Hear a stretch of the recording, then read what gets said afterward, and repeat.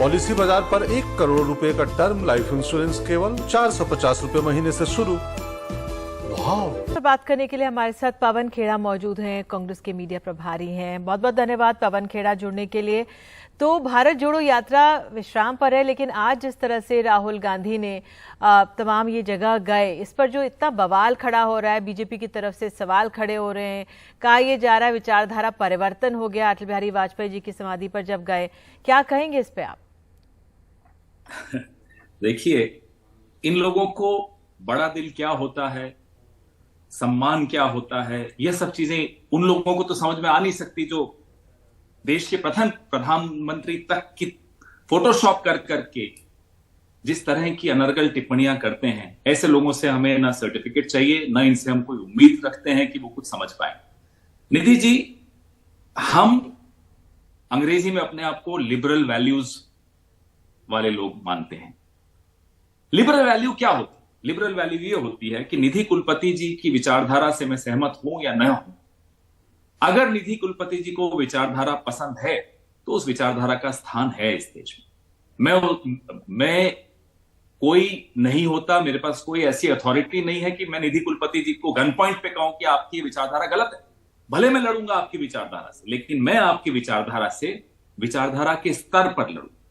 जिस देश ने एक व्यक्ति को चुना, प्रधानमंत्री बनाया, उस देश के प्रति सम्मान है कि उनकी समाधि पे आज राहुल गांधी गए। यह बात ना नरेंद्र मोदी जी को समझ में आ सकती है, ना उनकी ट्रोल आर्मी को समझ में आ सकती है। ट्रोल आर्मी का मतलब उनके कैबिनेट, जो सुबह से शाम तक देश के प्रथम प्रधानमंत्री, फाउंडिंग फादर के लिए जिस तरह की टिप्पणियां करते हैं, तो इनकी बात का तो मैं जवाब नहीं दूंगा। लेकिन संघ की विचारधारा के हम खिलाफ हैं, मजबूती से लड़ेंगे, लड़ते रहेंगे। आज जो पूरी भारत जोड़ो यात्रा निकल रही है वो इसी विचारधारा के खिलाफ निकल रही है। तो उस विचारधारा में हम कोई समझौता नहीं कर सकते। जो बीजेपी की तरफ से छटपटाहट है, क्या ये एक तरह से माना जाए कि आपने अटल बिहारी वाजपेयी की समाधि में जाकर उनको हाईजैक करने की कोशिश की? क्योंकि अब तक जिस तरह से सरदार पटेल हो या तमाम और लोग हों, ये क्या एक रणनीतिक मूव माना जाए इसे? निधि जी, हाईजैक कौन करता है? किसी और के हीरो को हाईजैक वो करता है जिसके अपने पास कोई हीरो नहीं होते। हमारे पास कोई कमी है? आप बताइए, जो सबसे बड़ा स्टैच्यू मोदी जी जिसके बारे में पूरे विश्व में चर्चा करते हैं, सरदार पटेल का स्टैच्यू, वो किस पार्टी के थे? क्यों नहीं इन्होंने गोलवालकर का लगाया? क्यों नहीं इन्होंने सावरकर का लगाया? नहीं लगाया ना। जानते हैं ना कि जो कद्दावर आइकॉन्स हैं, जो कद्दावर हीरो हैं, वो कांग्रेस में ही है। वो नेताजी सुभाष चंद्र बोस हो, सरदार पटेल हो, महात्मा गांधी हो, जवाहरलाल नेहरू हो, मदन मोहन मालवीय हो, जो हो वो हैं सब हमारे ही ना। तो हमें क्या आवश्यकता है किसी और के नेता को हाईजैक करने की?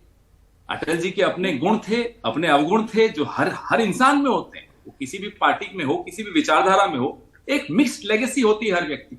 विरासत जो छोड़ के जाता है वो एक कई चीजें होती हैं उसमें। कोई ऐसा ही नहीं कि सब अच्छा ही होता है, तो ऐसा भी नहीं कि सब बुरा ही होता है। इस पर बीजेपी की तरफ से ये सवाल यही पूछा जा रहा है कि अब क्यों वाजपेयी जी पहली बार इस तरह से राहुल गांधी गए होंगे, तो ये सवाल उठ रहा है।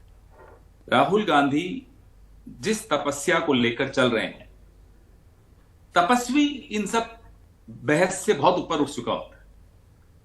मैं नहीं मानता कि किसी तपस्वी को आप बांध सकते हो कि साहब आप इसी दल के हो तो आप इसी दल की बात करो। तपस्वी को आप दल या दलदल से बहुत ऊंचा मान पाओगे, और राहुल गांधी उस ऊंचाई को पा चुका है। एक सवाल ये भी था, जो एक आपके कार्यकर्ता नेता है गौरव पांधी, उनका एक ट्वीट आ गया था अटल जी पर, जो था उसको बाद में डिलीट करना पड़ा। क्या यहाँ पे कांग्रेस के अंदर अभी भी समन्वय की कमी है? क्योंकि एक तरफ बात नहीं निधि जी, इसमें समन्वय नहीं होता। कुछ तथ्य हैं, ऐतिहासिक तथ्य हैं, लेकिन जब आपका नेता, आपकी पार्टी एक अलग अपनी विचारधारा को पैना करते हुए दूसरे की विचारधारा के खिलाफ लड़ते हुए भी एक राजनीतिक संवाद का स्तर बनाने की चेष्टा कर रही हो, ऐसे में हम सबको यह ध्यान रखना होगा कि उस स्तर के साथ कोई समझौता ना करे। नहीं तो हम में और भाजपा में क्या फर्क रहता है? लेकिन तथ्यों पर लड़ाई हमेशा रहेगी। ऐतिहासिक तथ्य हैं, उन पे हमेशा हम चर्चा करने को तैयार हैं और विचारधारा पे भी लड़ते रहेंगे, लेकिन एक स्तर बनाकर रखना जरूरी है।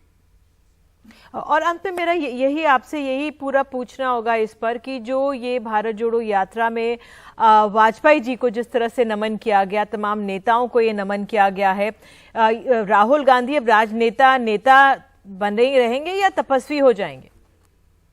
तपस्वी और सन्यासी में एक फर्क होता है निधि जी। सन्यासी नहीं है वो, तपस्वी हैं। तपस्या एक दिशा के लिए होती है, कुछ हासिल करने के लिए भी होती है। हम सब उसी तपस्या का हिस्सा हैं। इस देश को जो हासिल करवाना है वो करवा कर ही दम लेंगे। संन्यास नहीं लिया है और ना लेंगे। चलिए, आप हमारे साथ जुड़े, बहुत बहुत धन्यवाद पवन खेड़ा, आपने तमाम बातें समझाने की हमें समझाई हैं।